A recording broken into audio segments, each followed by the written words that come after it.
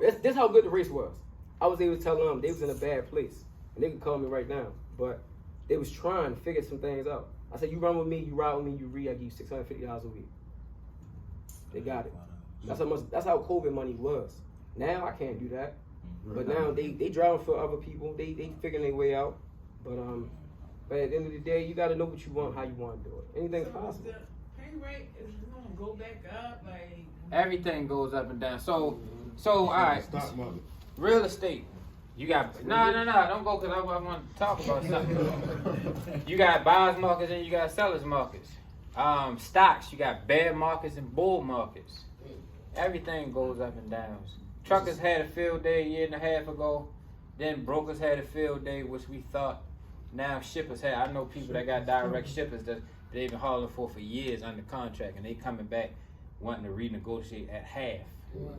And they been hauling for. They not even using brokers. They going direct. And anybody that's in trucking to tell you direct shippers is the best way. It's the highest level. But I do want one of my topics. I want to talk to y'all about health though. I want you to chime in.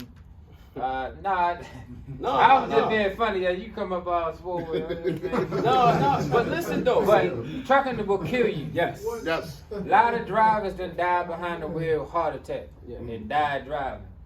And I was 285 not too long ago. I'm 225, 220, depending on what scale I get on. If y'all, well, because they are calibrated different, and depending on what I'm weighing as well.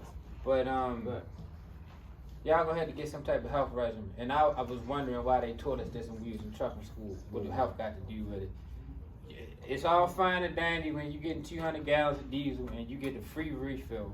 And you got a 64-ounce keg filled with soda. And you drinking 2 of them a day. That shit catch up with you. That ain't nothing but liquid sugar. Eating at truck stops and all that shit. I ain't no health freak. I built up when I was in the joint, but other than that, I don't take it that serious. But I will say though, you're gonna have to fast. I know you don't like it, but you're gonna not that bullshit they talking about now in a minute. That's not a fast. Your fast don't even kick in until the 3rd day. You need to go 3 to 7 days with no food, straight water. And you need to purge your body. And you need to do that at least like once a month. If you do a weekend a month, and you do 1 day a week, like a Wednesday where you don't eat, then that'll help. But that road will kill you. And especially when you're making money, because you don't have no limits of what you can buy to eat. Me, I just found the gym everywhere I go. So right. You got any health tips for them? Oh, health tips. I came from being 250 pounds. I was 250 back in 2013. I lost. I can show you pictures. Prove everything. It's on my social medias. People know me to say for health and fitness. But 250 back in 2013. I dropped down to my lows of 174, and now I'm back at 214. What did you do to drop? What I did was drop. Well, I cleaned my diet up first. I did cardio every day. What you cut out? Oh, I ain't drink soda no more. I don't drink soda. To this day, I really don't drink soda. If I do, it's a can of ginger ale. So cut away soda. I drink a lot of water. I eat a lot more healthier food. So I'm on the road. If I go in the corral at a truck stop, I'm getting some fish, broccoli, and some rice, and I'm gone. You know, I eat like some certain guys that eat probably if they locked up. They eat the basic shit, tuna, basic healthy sources. So I just eat a little lighter on the road, stay away from McDonald's. That's not even food, yo. That's not real good food. You don't even digest it. You know, so if you go to certain places, if you got the funds, if you see a TGI Friday, you know you can go in there and get some good salad, you can get healthy food, go in there. Just to get that, spend that little $20 to eat something decent, because while you're driving 8-10 hours down the highway, it can get overburned. Drink a lot of water. Keep your kidneys clean. Kidneys will get, you will have kidney issues from driving, eating all that bad food. That will happen. You can gain diabetes from that. The reason why I got into fitness because my parents are fighting that issue. My mother, diabetic, vision loss, all that stuff from eating bad. So you see the bad habits they did, I just corrected them. I'm like, no, I don't want to live like that. So now I'm not the healthiest, but yes, my mental, like I ain't gonna lie, if my truck wasn't having this issue, I wasn't with Gotti, 6:30 in the morning I'd be at the gym.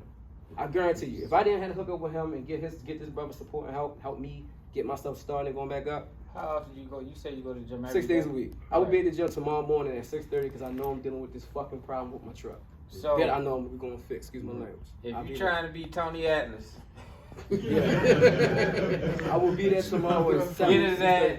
Now I just lost 65 pounds, and if you like to read, there's a book by the Honorable Elijah Muhammad that was wrote years ago. It's called How to Eat to Live, and it talks about the eating once a day, which is just copy. They talking about intermittent fast. That's not a fast.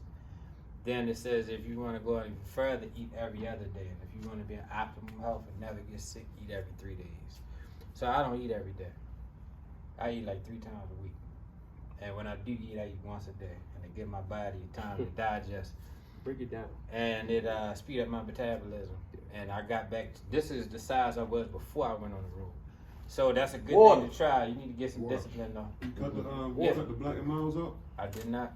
Matter of fact, I ain't gonna lie, they're a struggle. Every time I be trying, I got a pipe now. A pipe? You ever seen an old man? The Oh, grandpa the pipe. little tobacco pipe? Yeah. My father had one. That's some sweet as tobacco. Sister It didn't try smell. Try that out. I got that. I be puffing on that. That shit sweet as a motherfucker. But I haven't. I should.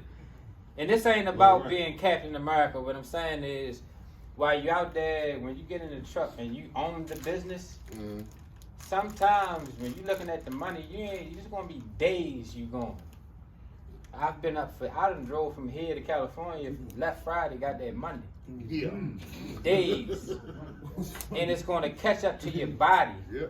I was getting massages every week. I had to. I don't need to do that no My more. brother-in-law going through that right now. You overburn your body when you eating unhealthy, and you sitting up all day. You sleeping on a little cheap ass mattress.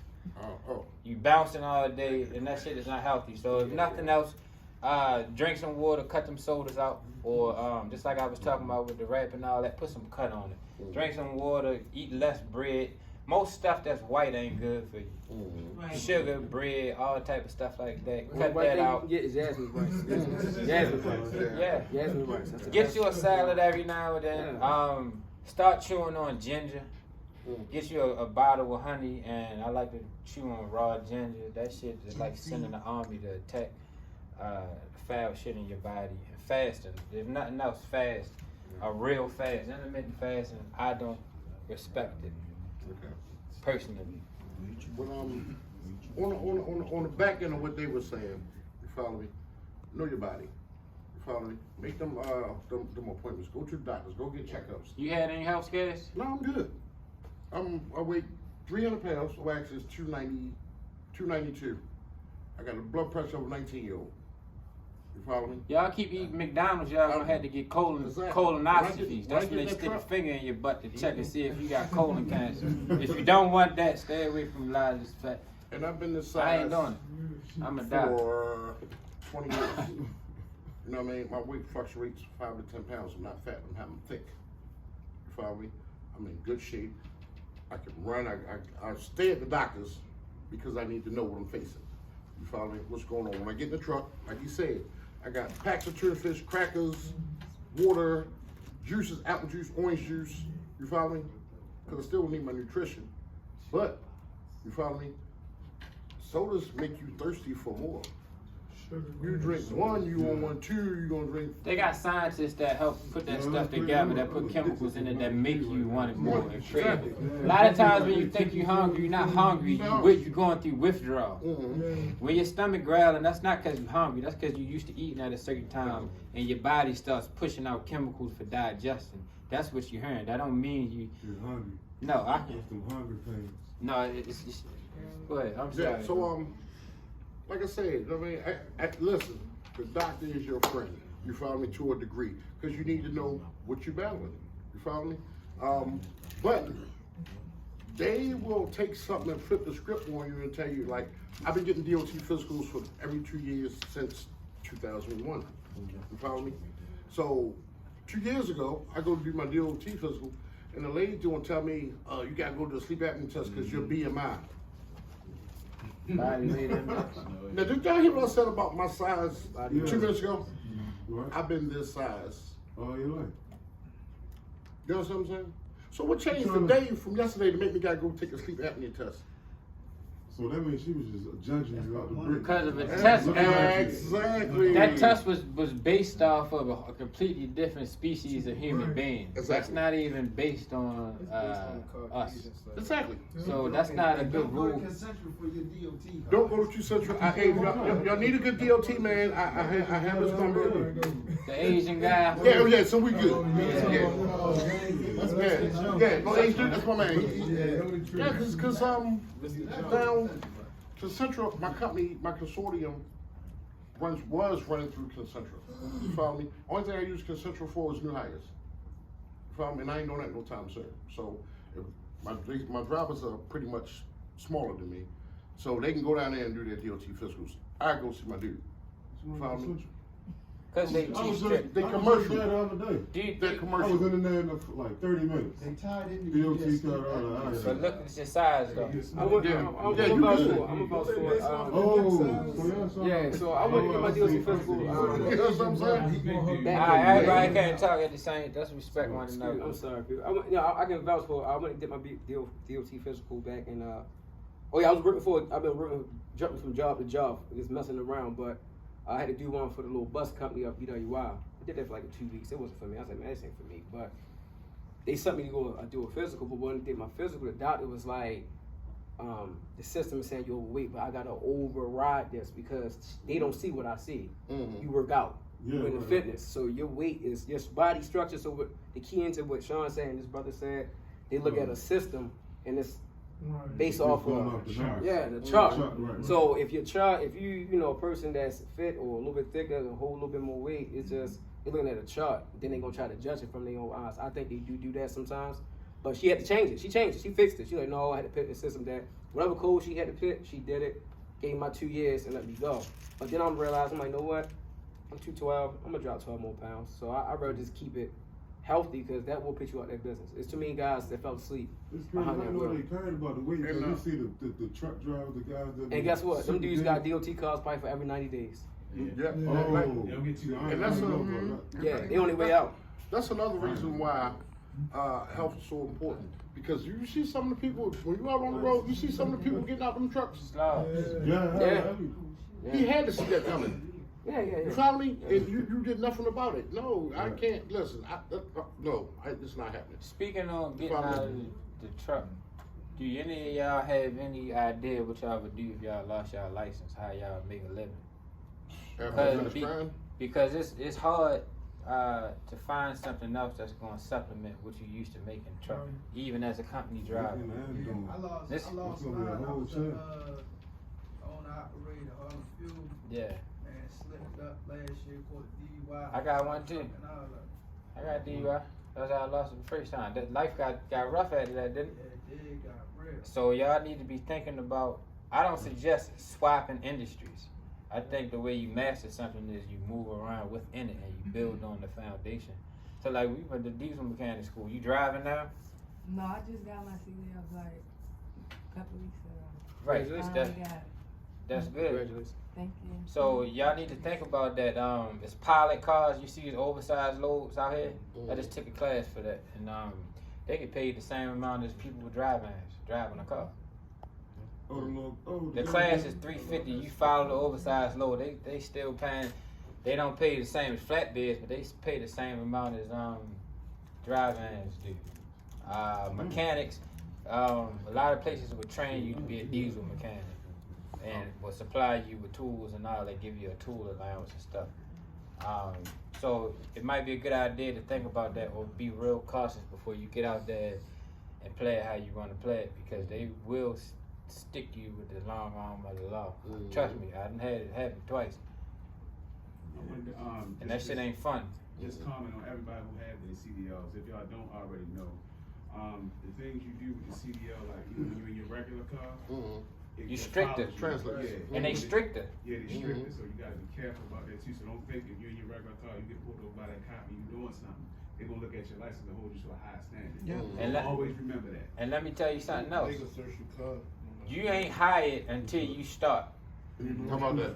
These companies will send you through orientation, background check and everything, give you a start date and everything, and call you the day before, tell you something came back. and you done put in 2 weeks at your job or whatever, or thought you had something going, don't trust these jobs. You ain't hired until you start. That's some fucked up shit, ain't it? They didn't hire me because I couldn't provide my year or 2 years that I told them I was working. I couldn't provide my bank statements. A job on the bank statements? TMC wanted bank statements, bro. Nah, I heard like Bank statements. TNCs be real. What I'm learning about them, they get a little biased with how they hire they black African American. For being a business owner, I'm learning these stuff. I wish he was here earlier. We was talking about that. I'm This gonna is say still a that. good old boy network at the Yeah, top. Yeah. At the top. Yeah. We just getting in the game, Yeah. y'all. We late. We late. Pick back off what Go you ahead, just said. cause that's important what you about to say. What? You learning about these companies. Oh, well, so what the companies do now is this: when you get into owning your own business and you start to finding out different grants and things you can do, these big companies get a lot of grants, and they gotta hire a certain amount of ethnic background. That's why, like, when I see the women truckers coming out and being able to become truck drivers and buy trucks and stuff, y'all can get a good grant writer. It's a lot of money y'all can get because y'all starting your own business as women. Now I don't know how they gonna play piggy bank it with white or black. But they get a double minority. Yeah, For being a female and being so TMC probably gets to the point where they probably try to play with you, probably because you ain't have enough either driving experience. Bank statements don't matter. Yeah, that's what I think. It don't matter. That's personal. That's I personal. passed the half follicle. I told him, I've been out of prison for 10 years. I ain't been back.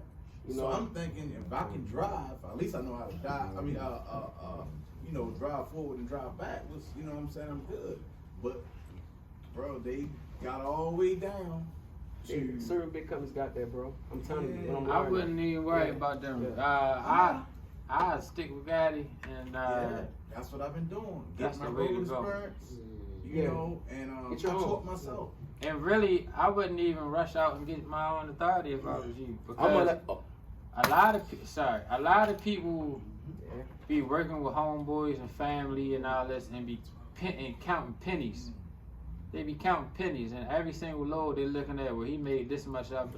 But look how much they saving you. And part of the problem is that we don't work together. That's why we don't have no strength. That's the whole problem, man. That's why. So I wouldn't even rush out and get no authority. I would stay right, and you see the geese when they fly south, when they all in the V. And that's the thing. Stay in the pack. I don't want to be a company driver no more, because, like I say, I'm not in a position, or I'm not with a company that is allowing me. No, but they're not allowing me to make the ceiling of 2, or between 15 and 2. You know what I'm saying? You need to leave them. A company driver is only for the beginning. That when I started, we needed 2 years of experience. Once you get 3 to 6 months experience, it's time to go. There's companies out here where you can do lease purchase programs with no money down. They got sign-on bonuses. What I suggest, they're gonna feed the hell out you in the beginning. Go to one of them, stay for a month or 2, get the sign-on bonus, and benefit off of those high rates in the beginning, and take that money and put it towards a down payment or something. Yeah, that's and what get I'm out of trying to that. do, because I'm only making enough money to pay the bills. I'm not making no money to stack for me to get my truck. But because Grade give me a truck, you know what I'm saying? Give him a And round of just let me applause run for that. with it, and then come back to him on a Give him a round of applause for that. So that's why, like I say, if it wasn't for him, and then him introduced me to you, he's the one that put me on you. Yeah, but he's like, look, follow this, and he's like, yo, follow him, and he's going to teach you what everything that I'm teaching, but he might explain it in a different way. But it's the You know gifts what I'm that saying? keep on giving, and what happens when you get into trucking. All my homeboys trucking. I was the first one. It took my brother 2 years, and then after he get it, everybody else started going in line. And as people start seeing your income increase and seeing your life transform, the ones that ain't hating, is going to try to get on board. And so you're going to have a positive effect on everybody that you come in contact with. And you need to pass the blessing on, because closed hands don't get fed. I read a book one time that said you always supposed to have one hand reaching up and one hand reaching back. So when people talk about getting in rooms with people that's smarter than them or got more money than them, yes, you're supposed to do that. but that's only one part of it. You have to give back. That's why religions talk about tithes and penance and all this different stuff. It always has to be a reciprocal circulation of blessings. You have to give, but you also, a lot of givers have problems receiving. I'm like that. I don't like people giving me stuff. Or I always say I don't want it because I'm not expecting nothing from somebody. But actually, when you don't receive a gift or something from somebody, it actually stops the circulation. Right. So you actually blocking your blessings, whether you need it or not, or whether you was doing something to get something or not. You have to receive it because receiving is a part of the whole giving process. That's when you troubleshooting electrical, it's called a circuit because the energy flows in a circle, as above, so below, up and down, back and forth. It's what you put out come back. So, but you have to take it when it come back because if you don't, then it's stopping the flow, and so you can be really hurting yourself. That's why I brought my dispatcher with me here, so she can rub shoulders. She worked 24 hours. I think That's awesome. I think she worked a little too hard, you know what I'm saying, and not getting what she deserved. But I'm like, if anybody got their own company or, you know what I'm saying, need a good dispatcher, I can vouch for her. You know what I'm saying? And she help her drivers. You know what I'm saying? She on point, punctual. You got this authority where you book your own loads. I mean, I book my own loads. Yeah. It don't hurt to, talk to other people and see what they got going on. Yeah. I book my own loads also, and the reason why I stopped using the dispatcher because me seeing where he was booking the truck and running the truck and what type of load he was running it, the dollar amount made sense, but the overall run didn't because you did hit me from here to here, and then you picking up this ungodly heavy load that's going up in the mountains. You follow me? It's costing. I know the road, I know the landscape, I know what weight. If I'm going in the mountains, I want a light load. If I'm running down the bottom, I'll take a heavy load because it's flat ground. You got direct shippers? Oh, no, so I don't actually book the loads. I am the one, once the loads is assigned, I'm on top of the driver, making sure that they're at the yard at a certain time. That's important. I'm talking to the brokers, what time, if they running behind, if they late, if they broke down, talk to the mechanics, trying to help the drivers go where they need to go. So you do it all. I'm talking to them if they tired.